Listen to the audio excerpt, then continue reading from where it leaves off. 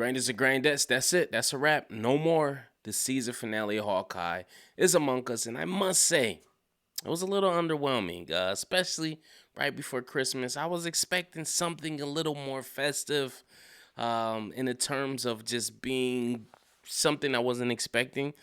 Listen, this show was set up immaculately. I loved a lot of things about it. I love the cast that they had. I love the introduction and reintroduction of certain characters. But at the end, I think they dropped the ball a little bit.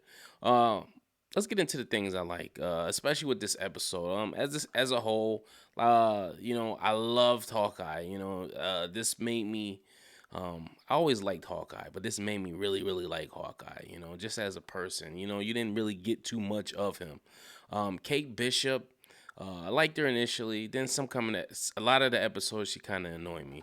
I love the reintroduction of Natasha's sister. I don't want to mispronounce it. Yelena, I believe it is.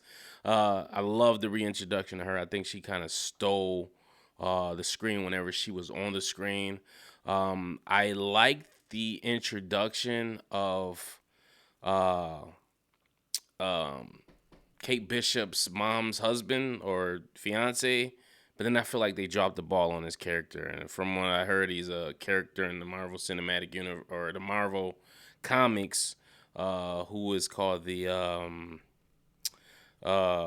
Swordsman. But I feel like they dropped the ball on him. They tried to redeem him a little bit in this episode, and then it kind of fell flat. Uh, and then I think the reveal of Kingpin, um, Vincent, I don't want to pronounce his last name wrong. I'm sorry, I'm bad with names. But the reintroduction of him, I was very excited about that. And then I was like, the reveal that Kate's mom was actually the villain. She was actually one of the villains, and it wasn't.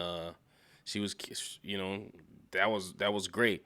Now before I go ahead, there is spoilers. So if you haven't saw episode 6 yet, there's gonna be spoilers ahead. So stop, pause this, come back to it if you haven't.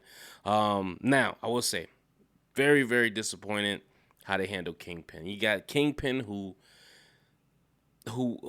he was the main antagonist for Daredevil. Now I don't know if they're trying to show that Maya's OP, which isn't the case because obviously she killed him, with a bullet. But I just I just don't feel like this was even a big enough situation to where he would even have to get involved. He definitely wouldn't have came down from where he was to get involved in this. And I got to rewatch Daredevil to see what exactly he was doing at the end of Daredevil, for him even to be involved with these idiot tracksuit mafia guys.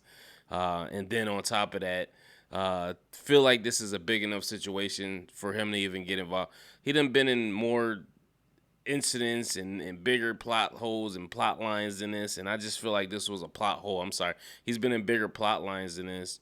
He survived in jail, getting stabbed and shanked, and he just got shot with an arrow previously, and then he's just running down the street. I just feel like that wouldn't have happened to Kingpin. He would have had a car waiting from somebody for him. Somebody would have been able to grab him, and he would have just been skated off into the night until next time.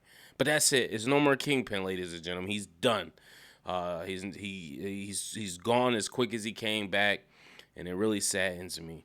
The fight between him and Kate Bishop, I'm like, he fought Daredevil, who was way more skilled than Maya and Kate Bishop combined, and he was handling him for a while. So he could have. I don't know if he was just toying with her, but he could have easily dismantled her and just been done with it. But then again, this is the Marvel Cinematic Universe. Everything's a little PG-13, and the men are not as powerful as the women. Now, with that being said, I love the scene where they're fighting on the ice, Kate and Clint, using all the trick arrows. That Ant-Man arrow when it shrunk the guys and the outcomes pick, that was phenomenal. I love the fight between Clinton, or the scene between Clinton and Yelena. That was very emotional. And she got her closure that she needed. And I kind of wish we saw more of them in the Marvel Cinematic Universe.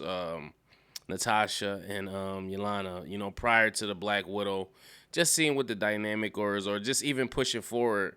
If they were able to go on some missions or do some stuff together, would have been sweet.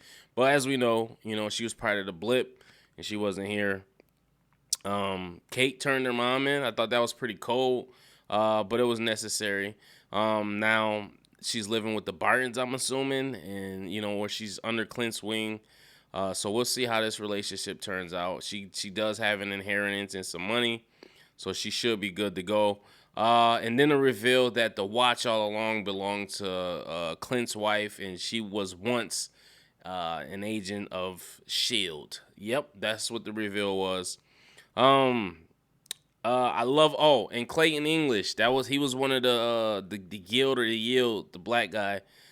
Listen, I've been rocking with Clayton English since Wildin' Out. He's also on the 85 South podcast occasionally with Carlos Miller and DC Young Fly and those guys. And to see him, with just his elevation, and he's in the Disney Marvel Cinematic Universe. I thought that was awesome, man. Shout out to Clayton English.